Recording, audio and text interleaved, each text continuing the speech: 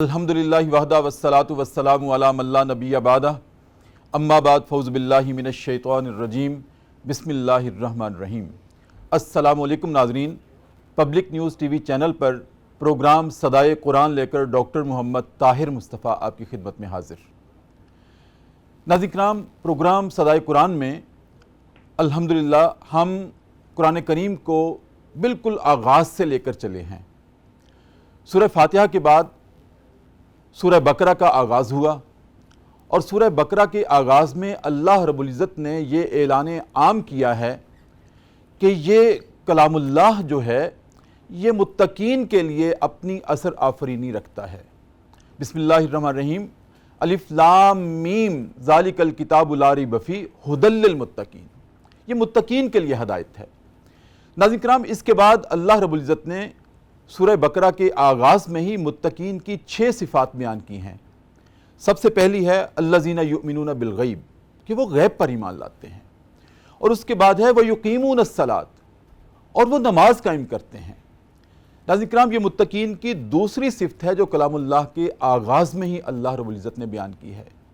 نماز اللہ کی بہت محبوب اور پسندیدہ عبادت ہے، جس میں انسان دنیا و ما فیہا سے ہاتھ اٹھا کر غلامانہ انداز میں اللہ کی بارگاہ میں کھڑا ہوتا ہے اور اپنا استغاثہ پیش کرتا ہے، گریہ زاری کرتا ہے، اللہ سے ہم کلام ہوتا ہے۔ ناظرین کرام، اگر ہم غور کریں تو جتنے بھی مظاہر کائنات ہیں، آپ مشاہدہ کریں کہ وہ نماز کی صورت میں اللہ کی ایسے لگتا ہے جیسے حمد اور ثنا بیان کرتے ہیں۔ آپ غور کیجئے، درخت ایسے لگتا ہے جیسے قیام کی حالت میں ہیں، کھڑے ہیں۔ اللہ نے ان کو نماز کا صرف ایک رکن عطا کیا، اور وہ اس کی اطاعت میں سدا کھڑے ہیں اور قیام کی حالت میں ہیں۔ اسی طرح سے آپ غور کریں، چوپائے، 4 ٹانگوں پہ چلنے والے جانور ایسے لگتا ہے جیسے رکوع کی حالت میں ہیں۔ اور پھر ناظرین کرام، پہاڑوں کی طرف اگر آپ نگاہ اٹھا کر دیکھیں تو ایسے لگتا ہے جیسے اتحیات کی حالت میں بیٹھے ہیں۔ اور پھر حشرات الارض، کیڑے مکوڑے، وہ چونٹی، وہ کیڑا جس کو ہم اپنے پاؤں کے نیچے چلتے ہوئے مسل دیتے ہیں، وہ سجدے کی حالت میں ہیں، اپنا ماتھا زمین پہ لگائے ہوئے ہیں اور سدا زمین پہ لگائے ہوئے ہیں۔ اللہ نے ان کو نماز کا یہ رکن عطا کیا۔ پھر ناظرین کرام دیکھیں، سورج، اس کو نماز کے دوران جو گردش اور دوران ہے نا، اللہ رب العزت نے سورج کو عطا کیا، ایسے کہ جیسے ہم نماز کے لیے کھڑے ہوتے ہیں سورج بھی طلوع ہوتا ہے، ایسے لگتا ہے ظہر کے وقت تک سورج کا قیام ہے، عصر کے وقت سورج رکوع میں جاتا ہے، اور مغرب کے وقت سورج اپنا ماتھا زمین پہ لگا دیتا ہے۔ اور پھر اس کے بعد نئی رکعت جیسے شروع کرتے ہیں تو اگلے دن پھر سورج قیام میں آتا ہے، رکوع میں جاتا ہے، پھر اب سجدے کی حالت میں اپنا ماتھا زمین پہ لگا دیتا ہے۔ تو یہ جو نماز میں گردش اور دوران ہے، یہ اللہ رب العزت نے سورج کو عطا کیا۔ زمین مظاہر کائنات میں سے ہے۔ اب دیکھیے، نماز میں ہمیں کیا حکم ہے کہ سکوت اور جمود میں رہنا ہے، ہلنا نہیں ہے۔ زمین بھی ناظرین کرام دیکھیے سکوت اور جمود کی حالت میں ہے۔ تو کہنے کا مطلب یہ ہے کہ اللہ رب العزت نے مظاہر کائنات کو بھی نماز عطا کی، لیکن صرف ایک رکن، اور انسان اشرف المخلوقات ہے، اس کو نماز کی ساری حالتیں اور کیفیات عطا کی۔ کتنی محبوبیت ہے اللہ رب العزت کی انسان کے ساتھ، لیکن انسان شاید اس کو سمجھ نہیں سکا۔ وہ پھر بھی ادھر سے آواز آتی ہے حی علی الفلاح، حی علی الصلاح، ہم اس کو نظر انداز کرتے ہیں۔ ناظرین کرام، اس عبادت کی کیا اہمیت ہے؟ کلام اللہ کے آغاز میں ہی اتنی پرائورٹی کے ساتھ کیٹیگوریکلی اس کو متقین کی صفت کیوں بنایا گیا؟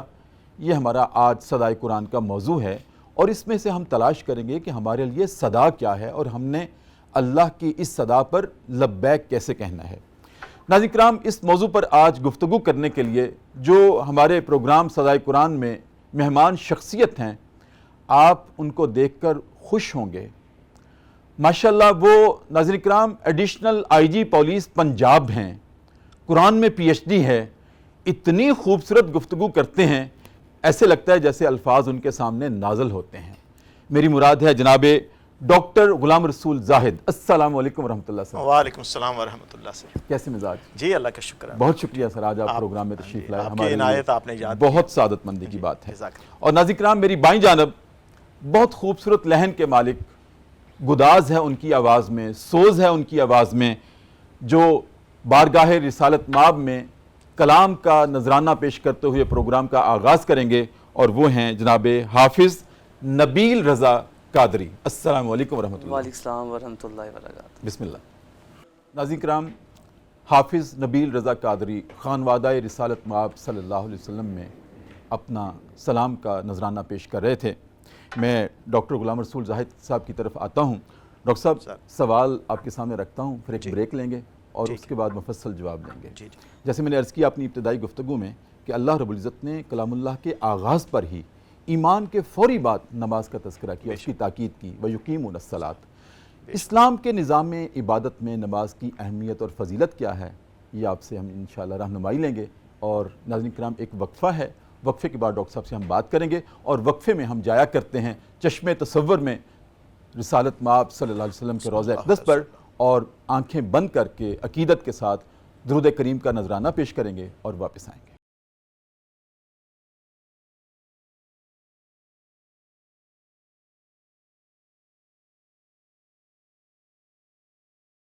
وقفے کے بعد ناظرین کرام دوبارہ آپ کی خدمت میں حاضر۔ پبلک نیوز ٹی وی چینل ہے، پروگرام صدائے قرآن ہے، اور ہمارے مہمان ہیں جناب ڈاکٹر غلام رسول زاہد، جو کہ additional I G police Punjab ہیں۔ ناظرین کرام، ہم پہنچے ہیں سورہ بقرہ کے آغاز پر، وَيُقِيمُونَ الصَّلَاةَ، جہاں پر اللہ رب العزت نے کیٹیگوریکلی یہ ارشاد فرمایا ہے کہ اس کتاب ہدایت کی اثر آفرینی متقین پر ہے، اور متقین کی آگے 6 صفات بیان کرتے ہوئے پہلی تھی الذین یؤمنون بالغیب ویقیمون الصلاۃ۔ ڈاکٹر صاحب، آپ کی طرف حاضر ہوں، جو آج ہمارا موضوع ہے کہ اسلام ایک مکمل پیکج ہے، بے شک، جس میں ایمانیات سے لے کر بات شروع ہوتی ہے، جو کہ ایمان ہمارے فکر و عمل کی بنیاد ہے۔ بے شک۔ اس فکر کے بعد جب ہم عمل کی طرف آتے ہیں تو اللہ رب العزت نے سب سے پہلے نماز کا تذکرہ کیا۔ تو آپ یہ فرمائیں کہ بحیثیت اسلام، جو کہ ایک نظام حیات ہے، اس میں ایمان ہے، اس میں عبادت ہے، اس میں اخلاقیات ہیں، اس میں معاشیات ہے، اس میں سیاسیات ہے، اس میں عدل ہے، اس میں احسان ہے، اس میں فکر آخرت ہے، اس پورے پیکج میں نماز کی، صلاۃ کی اہمیت اور فضیلت کیا ہے؟ بہت شکریہ ڈاکٹر صاحب۔ سب سے پہلے تو میں آپ کو اور اس چینل کو خراج تحسین پیش کرتا ہوں کہ یہ قرآن پاک کی خدمت سر انجام دے رہے ہیں، اور بڑی نیک نیتی کے ساتھ، اور جس طرح آپ نے سر آغاز سے اس کو شروع کیا ہے تاکہ قرآن پاک کی فضل و برکات سے سب لوگ مستفید ہو سکیں، تو اس پہ میں آپ کو خراج تحسین پیش کرتا ہوں۔ اللہ آپ کی اس کی صحیح کو قبول فرمائے، مشکور فرمائے۔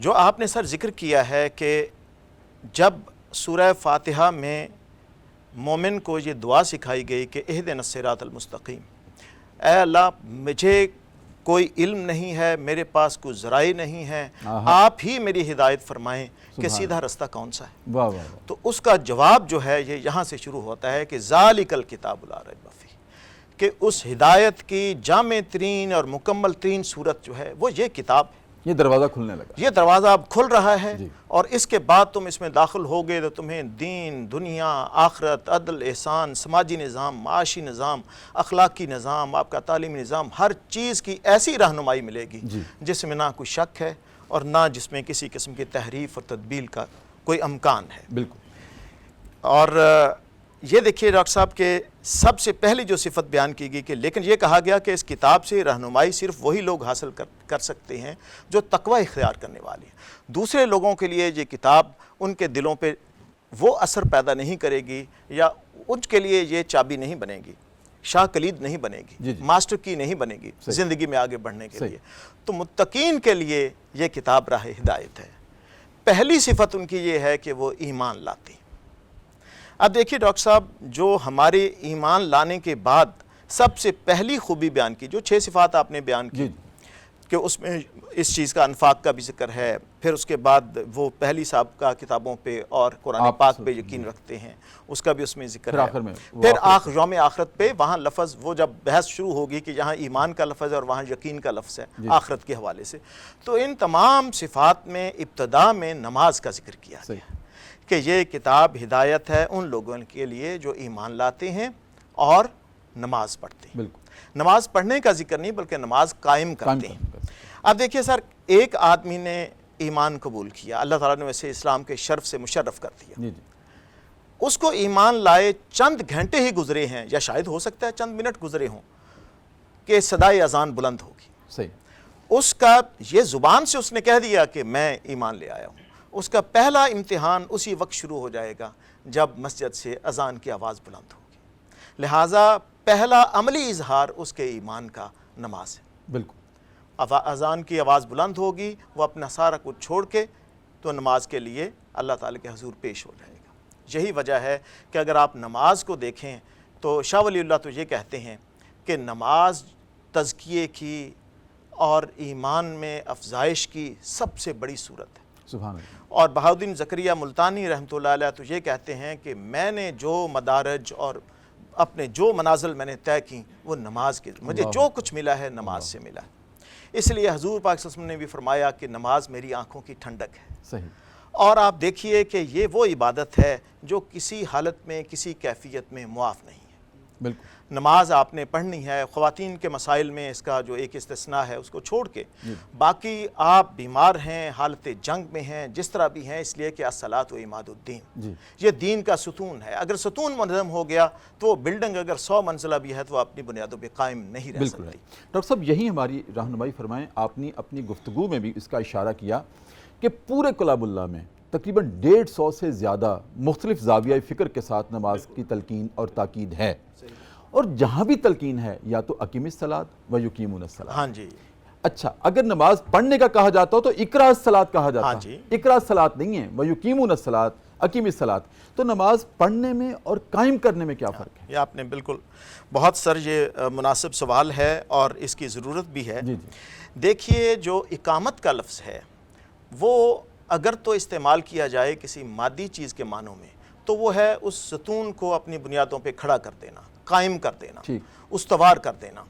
اور جب آپ اسے معنوی الفاظ میں استعمال کرتے ہیں غیر مادی چیزوں کے لیے تو اس کا مطلب ہے اس چیز کو اس کے تمام حقوق کے ساتھ مستحکم کر دینا۔ اچھا، اب دیکھیں قرآن پاک میں ارشاد ہوتا ہے کہ اقیم الدین ولا تتفرقوا، دین کو قائم کرو اور آپس میں اختلافات میں نہ پڑو۔ صحیح، پھر سورہ رحمان میں آپ پڑھتے ہیں کہ اقیم الوزن ولا تخسر المیزان، سبحان اللہ، کہ میزان کو پوری طرح قائم کرو اور اس میں ڈنڈی نہ مارو۔ تو قیام جو ہے اس کے بارے میں ابن عباس رضی اللہ تعالیٰ عنہ یہ فرماتے ہیں، جو پہلے مفسر قرآن ہیں، رئیس المفسرین ہیں، صحیح، وہ یہ کہتے ہیں کہ تمام فرائض کے ساتھ، تمام شرائط کے ساتھ، تمام آداب کے ساتھ نماز کو قائم کرنا یہ اقامت صلاۃ ہے۔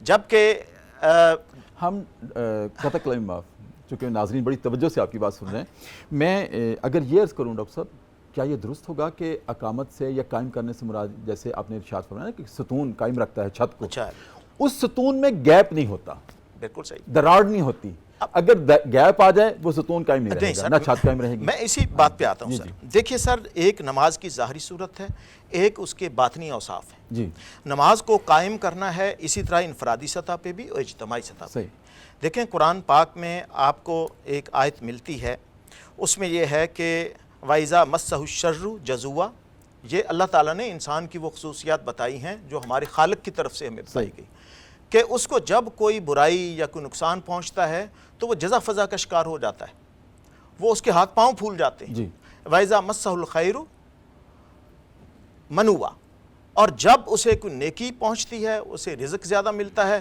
تو وہ اپنا ہاتھ تنگ کر لیتا ہے۔ إِلَّا الْمُصَلِّينَ الَّذِينَ هُمْ عَلَىٰ صَلَاتِهِمْ دَائِمُونَ، سبحان اللہ، سوائے ان نماز پڑھنے والوں کے جو جو کہ اپنی ہمیشگی نمازوں اختیار پہ کرتے ہیں۔ ہمیشہ، اب جو مداومت ہے جی، اس کو ہمیشہ قائم رکھنا، یہ ہے انفرادی سطح پہ اقام الصلاۃ، صحیح، کہ آپ نے جو اللہ تعالیٰ کا حکم ہے کہ وہ اقام الصلاۃ، تو اس نے اس کو پورا کر دیا۔ اجتماعی سطح پہ حکومت کی ذمہ داری کیا ہے؟ اچھا، اس میں سورہ حج میں اللہ تعالیٰ کا ارشاد پاک ہے کہ اِن مَّکَّنَّاهُمْ فِی الْأَرْضِ، جب اللہ تعالیٰ انہیں زمین پہ اقتدار عطا کرتا ہے، اقام الصلاۃ وآتوا الزکوٰۃ، تو وہ نماز صلاۃ کا اور نظام زکوٰۃ۔ قائم کرتے ہیں۔ اب یہ جو حکم ہے تمکین فی الارض جو ہے، جی، یہ تو اقتدار کی طرف اشارہ ہے۔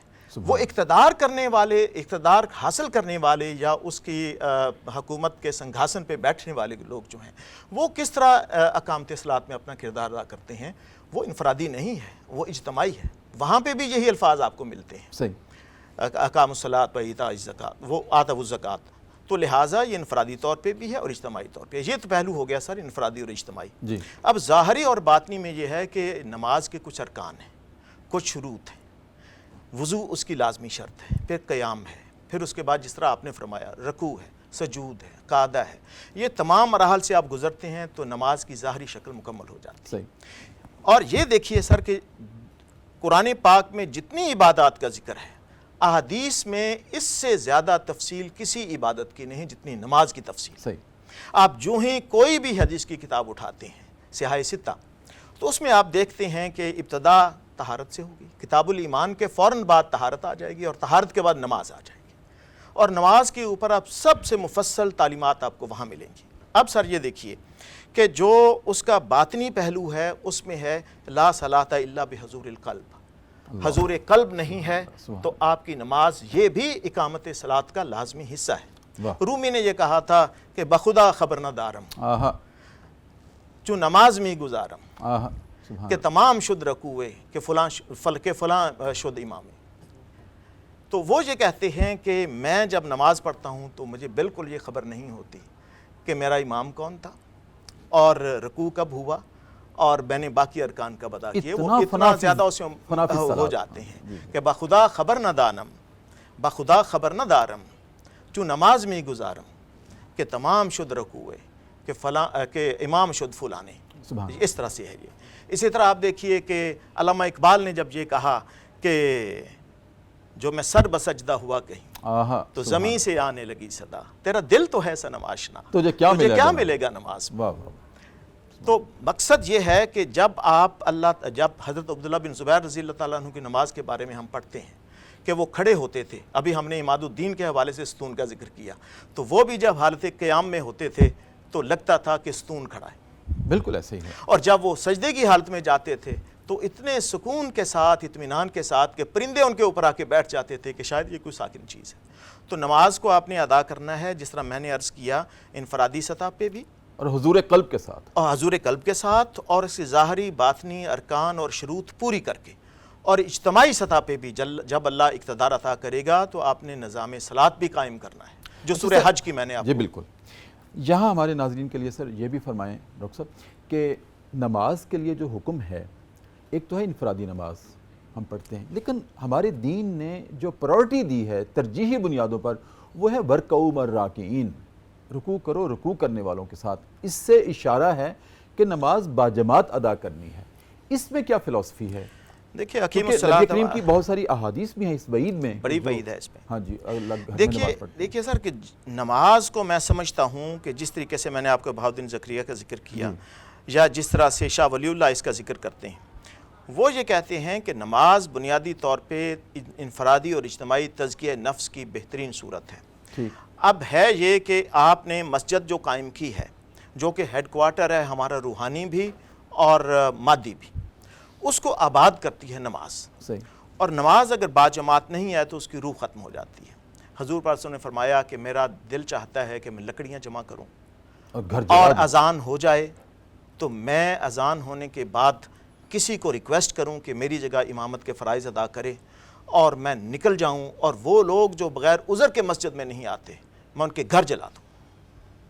اتنی زیادہ اس پہ سخت تاکید ہے کہ آپ اگر گھسٹ کے بھی آ سکتے ہیں تو وہاں تک پہنچیں۔ ایک نابینا صحابی نے اجازت چاہی، ان کو بھی کہا گیا کہ آپ دیواریں ٹٹولتے ہوئے پہنچیں لیکن مسجد میں پہنچیں اور باجماعت نماز میں شرکت ہو۔ اس میں سوشل ایسپیکٹ بھی ہے سر اس میں دیکھیں، اب میں یہ جس طرح آپ نے عرض کیا، یہ میں سمجھتا ہوں کہ نماز ایک جامع عبادت ہے۔ جی، اس میں دیکھیں جب آپ نماز کے لیے مسجد میں داخل ہوتے ہیں تو آپ حالت اعتکاف میں آ جاتے ہیں، صحیح، اعتکاف اس میں آ گیا۔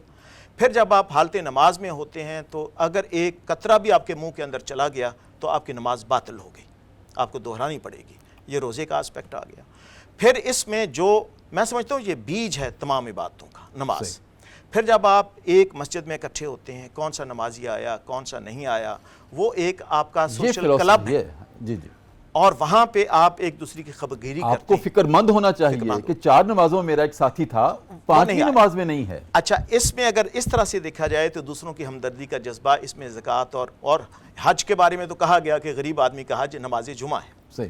تو حج کی بھی اس کے اندر وہ چیزیں شامل ہو گئیں.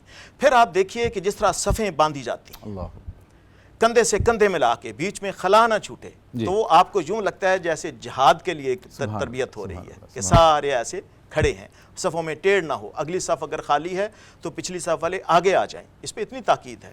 تو جو اجتماعی شان ہے نماز کی، وہی ہے جو ہماری تربیت کرتی ہے. اور 5 بار اس کی جو تکرار ہے اس کے اندر بہت بڑی حکمت ہے. وہ حکمت ڈاکٹر صاحب آپ کی اجازت سے ہم وقفے کے بعد آپ سے سنتے ہیں. ناظرین کرام، بہت خوبصورت گفتگو. میں نے پہلے ہی عرض کیا تھا کہ ڈاکٹر غلام رسول زاہد جب بولتے ہیں تو ایسے لگتا ہے کہ الفاظ ان کے سامنے ہاتھ جوڑ کے کھڑے ہیں کہ ہمارا انتخاب کیا جائے. ناظرین کرام، وقفہ ہے. ایک مرتبہ پھر ہم چشم تصور میں چلتے ہیں روضہ اقدس پر، اور جالیوں پہ اپنے کھڑے ہو کے چشم تصور میں ہی ہم نبی کریم صلی اللہ علیہ وسلم پر درود کریم کا نذرانہ پیش کرتے ہیں اور واپس آتے ہیں.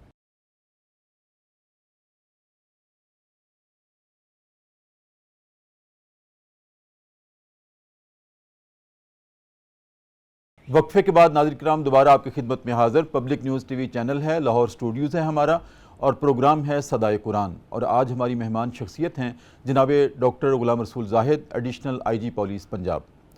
ڈاکٹر صاحب، بہت خوبصورت گفتگو آپ فرما رہے تھے کہ نماز کی اہمیت کیا ہے، انفرادی نماز کیا ہے، اجتماعی نماز کیا ہے، اس کی فلسفی کیا ہے، اور آخر میں آپ اس کی ایک حکمت بھی بیان کرنے لگے تھے.